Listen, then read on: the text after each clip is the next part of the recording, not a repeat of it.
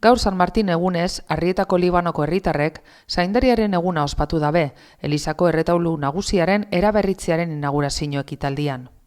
Beraz, pentsatzen dugu 1525 da.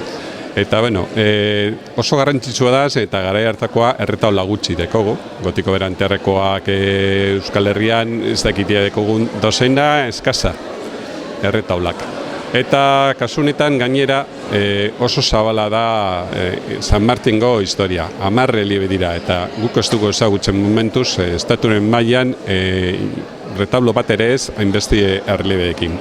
Eta gainera, prozesuan berreskuratu da jatorrizko polikromia, eta hori da, izugarrizkoa, ez da bat ere arrunta. Eta gainera polikromiak oso ona da, kalitate onena, deko batez ere, teknika ezberdinak, baina batez ere garrantzitsuena da brokatu aplikatuak. Eta erretablo honetan deko bi eredu ezberdinak, brokatu bi eredu ezberdinak, eta gainera erabiltzen da asko, erliebe guztietan, ondoetan erabiltzen da, baita ere beste lekutan.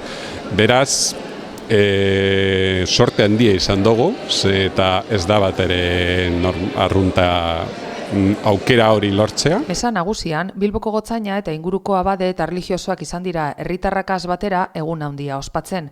Gamizko elizkoruak be lagundu dau liturgian. Honako erretaulua konpontzea guztiz garrantzitsua da Bizkaiko ondarerako. Sorte handia izan dugu, eta ez da bat ere arrunta aukera hori lortzea.